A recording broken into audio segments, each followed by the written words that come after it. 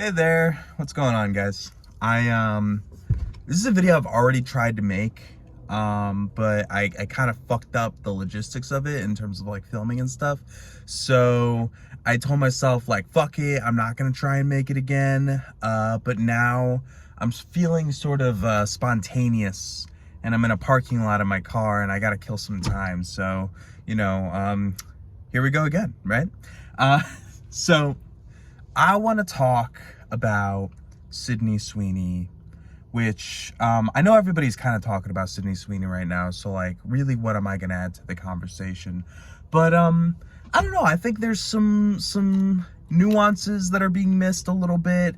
And then I do think that she is in a very interesting position right now and point in her career right now.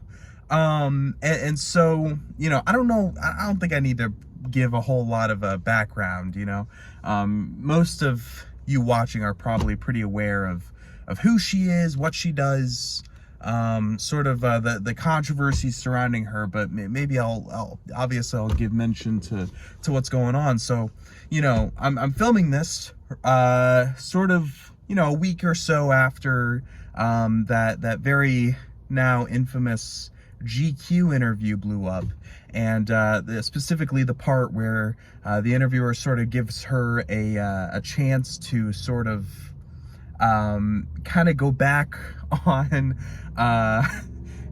sort of denounce the white supremacy claims that have risen from her American Eagle ad, where she was promoting jeans, and she did a play on words talking about having great jeans. Both, jeans like fucking the jeans you wear, and then jeans like genetics, your genetic makeup or whatever. And people got some weird vibes off of it, which I get. As far as where I personally stand on the jeans ad, I definitely think it was an ad that was made to get attention, to be controversial. I think that there's a possibility that American Eagle is sort of more banking on it being controversial for its like blatant sexualization of Sydney Sweeney. Like, I think they were obviously counting on that being a conversation topic. And then with the sort of racial undertones, I think it's something that they probably were just like, I don't know. It's hard to say whether or not it was intentional, but obviously it would have been really difficult to make it out of a boardroom or like one of those like testing rooms, like a focus group, without it being brought up. And so if it was brought up, it's something where I'm sure that they're just like, well, we're already trying to be controversial a little bit. We're already starting to spark some conversations. So, why not just like lean in, anyways, so that has been good for American Eagle. From what I've seen, their sales have been pretty good. I guess the ad sort of worked in that sense. But I think the person it hasn't been very good for is Sydney Sweeney. And maybe it was good at first in that it got a lot of attention on her. And a lot of people were talking about her, but like, I don't think that all attention, well, obviously not all attention is good attention, but like, there's that saying where like, there's a saying where all attention is good attention, right? And I don't know if I necessarily agree with that, because she's getting a lot of negative attention, and it seems like a lot of people just kind of fucking hate her right now. And so I think, and there's been a lot of talk about her, her movies have been like failing at the box office, right? She's had a lot of like flops and stuff. And I think the reason for that is sort of multifaceted. I think as much as people might want to think that the box office flops are because of just like how much she sucks as a person or whatever, I don't necessarily think that's accurate. So if we were to take a look at the first one that happened this year, that first one was Americana, I think is what it was called. Yeah. Which like that movie is first of all, it's a few years old now. They shot it. It came out. It premiered at a festival back in 2023, and then and obviously filmed, maybe a year or two before that. So it was shot, shortly after COVID, I'm assuming, and probably it was definitely before she was as big of a name as she is now. And especially leaning into the idea that like Americana, I never saw it, but like it's kind of like an ensemble movie from what I understand. A lot of people have kind of compared it to like maybe early Tarantino.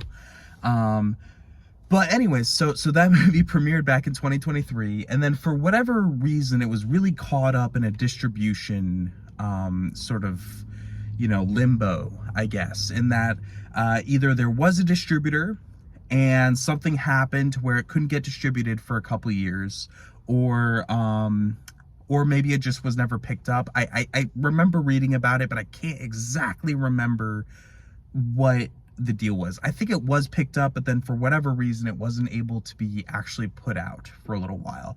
And so that movie was tied up for a bit and then was eventually released this year. But that movie being a very indie film, I don't think it was made with the intention of being like this super successful, blowout box office hit in a very wide market. But I think that they put it out in wide release this year because of Sydney Sweeney's name obviously blowing up now, and they make her front and center on the poster, whereas maybe if it came out a couple years ago, like she still would have been on the poster, but like I don't know if maybe they would have promoted Halsey more because she was also in it or something. I don't know. But anyways, so it was filmed obviously before all this stuff was going on, and then it was intended to come out a couple years ago before the success of Anyone But You. And so and what I would say is Anyone But You is sort of what launched her into like movie star status, I think. Obviously people knew her from Euphoria, but she's one of an ensemble, and obviously in Euphoria there are stars in that who like probably shine a little bit brighter. I'm talking about like Zendaya, Jacob Elordi has gone on to do some really big stuff, and so she's sort of like third or fourth in line in terms of like her star power even on Euphoria. So Anyone But You, she was sort of front and center with Glenn Powell, right? And so anyways, so Americana is an independent movie, got tied up in distribution stuff for a little bit, and I think its failure is just generally just kind of like a weird hodgepodge of reasons. And then we have the other movie that flopped was Eden. And that movie kind of has a similar story in that it premiered at a festival last year. It's directed by Ron Howard, which Ron Howard is probably at this point like the biggest director she's worked with on a movie so far. If I'm trying to remember all the people she's worked with so far, but I think Ron Howard is probably the biggest director she's worked with so far. And Eden is definitely like lower tier Ron Howard. I did see that one, and it's not terrible. In fact, I actually think Sydney Sweeney is probably like one of the better parts of it.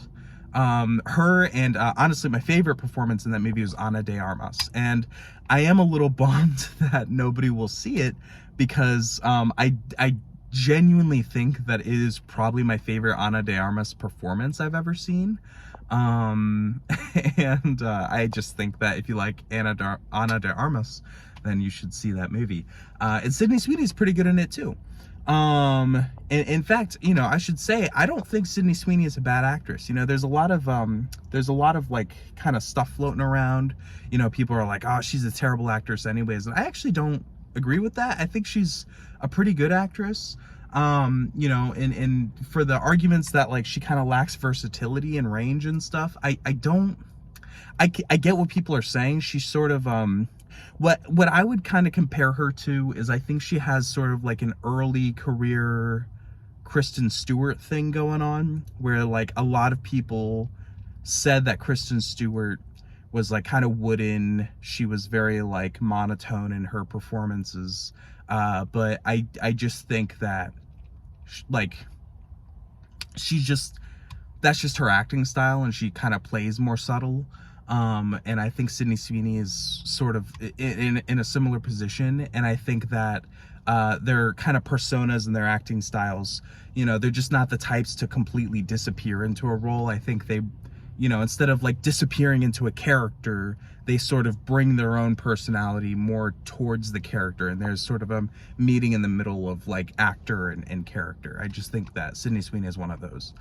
But anyways, Eden, the reason Eden flopped is it's just honestly just wasn't a very good movie. Like it's like I said, I thought it was all right, and even I feel like even I had like a pretty good disposition about the movie compared to the average.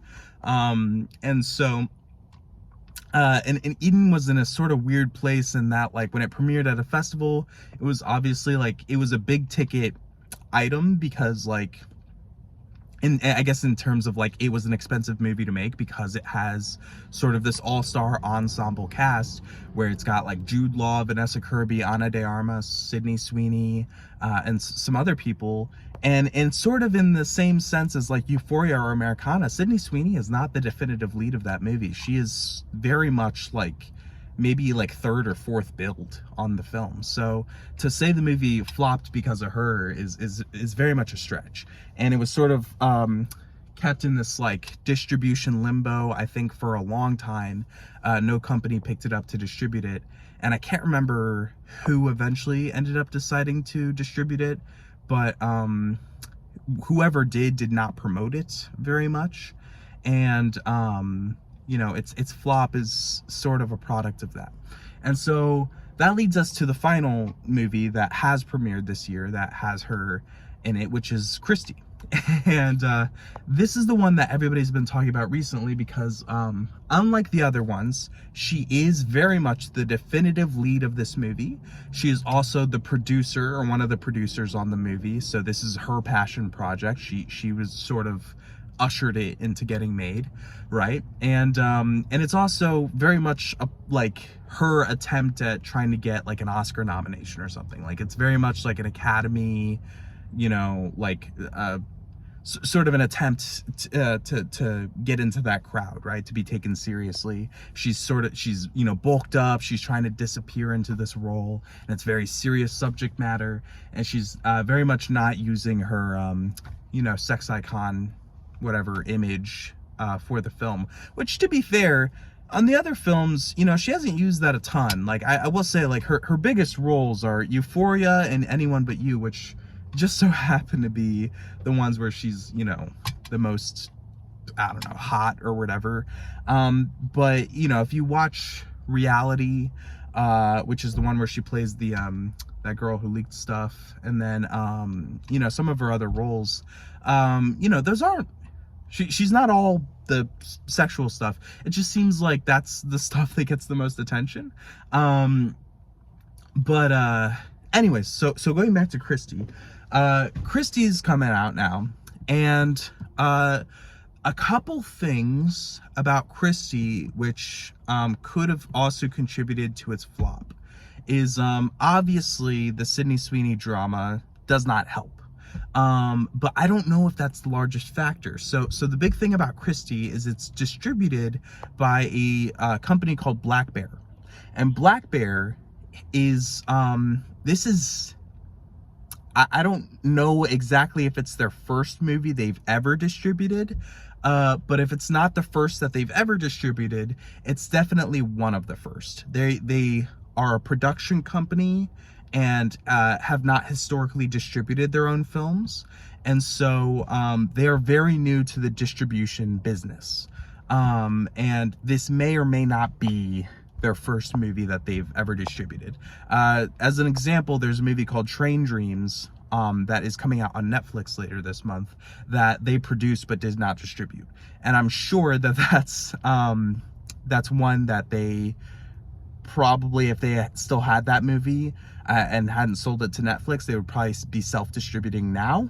but they very much recently decided to start distributing their own stuff. And so you have a company that is new to distribution, and you know, probably not marketing the film. They probably don't have a huge marketing budget for the movie. Because like I'll say, like, I go to the movies all the fucking time, and I've never seen a trailer for Christie. I still haven't seen a trailer for it. I've just seen the poster, and I've seen, like, I feel like the biggest marketing the movie has gotten is like that image of her like flexing or whatever that everybody keeps showing. Like, I don't think I've ever seen any footage from the actual movie. So there's that. Yeah, and I think you know, and I think the true, and some other people have said this, I think the true test as to Sydney Sweeney's box office viability will definitely be that I think it's called The Housemaid, which comes out around Christmas or on Christmas, in December somewhere. And that movie, I think, is geared up to actually do pretty well at the box office. Movies that come out around Christmas tend to do pretty well because they have a very long window of time for them to keep doing business. Because in that holiday season, there's a lot of people who are out of school, out of work, and you know, they're looking for stuff to do on Christmas, or you know, whenever they're done hanging out with their family or opening presents and stuff. And so a lot of people are going to the movies during that time of year, and because it's a very slow time of year for you know, work and school and stuff, they just have more time to do that, and there's sort of a trickle effect, you know. A lot of movies that come out in the Christmas season will end up doing a lot of business for the next month or two, especially because January and February are very slow for new releases and for movies. You don't have a lot of movies being released in those months, and the ones that are being released generally aren't the best. You know, they're just not very good. And so you have a lot of longevity in a release. So that's where the success of Anyone But You came in. That was released around Christmas, and you know, it's easy to forget that movie actually, the week it came out, its opening weekend box office was not very strong. It wasn't a huge hit right out the gate, but it maintained that audience retention, and the amount that it dropped from week to week was very minimal, and so it was able to sort of leg out a very good box office run, which I think The Housemaid will probably do, and maybe do even a little bit better, because you know, it sort of has that sort of like sexual thriller, like erotic thriller kind of vibe going for it. And it's based off of, I think a really popular book. I've never read it. I don't know what happens in it or whatever, but it has a book that it's based off of. And then also I think it'll do pretty well because it's returning to the audience that I think has historically supported Sydney Sweeney projects. And this is a huge error I think she's made in terms of, you know, the audience she's appealing to, right? Is a lot of people have brought up that she's sort of appealing to this conservative sort of white supremacist crowd, and she is. A lot of people are very on that side of things, are very quick to adopt her as, like, you know, this like really cool hot chick who agrees with them. But you know, when you look at her projects that have done really well, obviously Euphoria has a very, you know, probably progressive leaning audience, I'd guess. Very teenage audience, very probably, you know, female and queer centric audience. But then if you go outside of that, her other big project, Anyone But You, that is a very, you know, women centered audience. That's a very female skewing audience. You know, and she has like scenes in the movie where she's hot and stuff, but like, you know, I don't think dudes are really going to movies just because an actress is hot. I definitely, and especially, you know, that's a rom-com. So, you know, I think that's like Anyone But You appeals to the same audience that like Taylor Swift appeals to. You know, it's very like middle of the road, like women. It's a very like you know, like it appeals to flyover states and everything. Like it's a very like kind of all around, you know, suburban mom type thing, right? So but that's the audience that has generally supported her. And I think The Housemaid is going to be sort of getting back to that audience. I think it looks like a movie that will, you know, sort of, if it's successful at all, I think it'll be largely driven by female skewing audiences. And to that point, as much as I think we might want people to care about the politics of, you know, actors and artists that you support and everything, you know, I hope I'm wrong about this, but I just don't think, an average audience is going to care all that much, you know? Obviously in sort of more artistic circles, especially circles that are like, you know, more likely to go see like, you know, Oscar bait movies and stuff, they'll care about that more. But like when you're appealing to like that very like general audiences crowd, I just don't think you'll see that her controversy will reflect in the attention that the movie gets. What I do think is unfortunate for her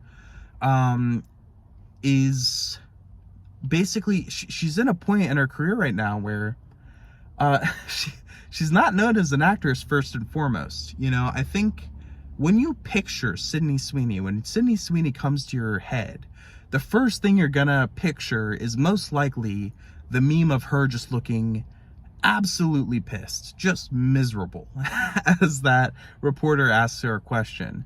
And then if you think a little bit harder, the second image that comes up will probably be the jeans ad, which is very much focused on her body and her boobs. And so, you know, when you think of Sydney Sweeney, this isn't very good press for her, but you're gonna think of her body and her looking miserable. And then somewhere down the line, maybe if you think about her long enough, then you'll possibly think about her as an actress. But, you know, if you think about her as an actress, again, it's going to be, you know, Anyone But You, which is sort of like a whatever movie, and her performance isn't even the strongest performance in the movie. And then, you know, yeah, you're not going to think of her strongest material, most likely. I mean, unless it's Euphoria, which I've seen the first season and never saw the second season. I heard she was great in the second season, so maybe you think of that. But you know, for somebody who's an actress and is producing the films that she stars in, that's not good press, and she needs to fucking stop with the advertisements and stuff, because I think, you know, all the commercials and stuff she's doing that hypersexualize her and really focus on her body are not doing her any favors. And she needs to prioritize her acting as her central brand image. And then obviously don't have like fucking stupid political views. And that's the thing, is like, you know, I don't know why she is trying to appeal to this very male-centric audience, because like I don't know, historically, at least not recently, in the past 10 years or so, guys don't really, when they think an actress is really hot or very agreeable, men don't generally go out of the house, drive to a movie theater, pay for tickets to see a movie, and then sit down for a couple hours to watch in an artistic film statement for an actress that they think is hot. They really just like look her up on like Mr. Skin, if they even really care about her that much at all, and then they just like jerk off to her. You know, I don't think her primary audience views her as much as I don't think her primary audience views her as much as like an actress, as much as they do of like just like porn that they agree with. You know what I mean? And that's like very unfortunate for Sydney Sweeney, but holy shit if she didn't do that to herself, you know what I mean? And that's I think the great tragedy of hers. And I think where she goes from here is obviously if she's able to disavow the white supremacy stuff without like throwing up in her mouth, she should probably do that. But I would say, you know, try and work with some really good directors, which I'm sure she's already trying to do. Like, it's probably just like redundant, but like, you know, if you look at her Anyone But You like co-star Glenn Powell, like he's working with really good directors. You know, he's got Running Man with Edgar Wright that just came out, and then he has a J.J. Abrams movie coming out next year, which, like, I don't love J.J. Abrams, but like that is a very notable director, you know. And so and then he's got projects lined up with Barry Jenkins and I don't know, somebody else, but that's fucking awesome. And so yeah, she needs to get a little bit more of that going, especially if she's producing some stuff, you know. If she's producing, hopefully she can entice some really talented and interesting directors to work with her. And then beyond that, yeah, just focus on yeah, I mean, just get some good acting out there, hopefully to distract people enough.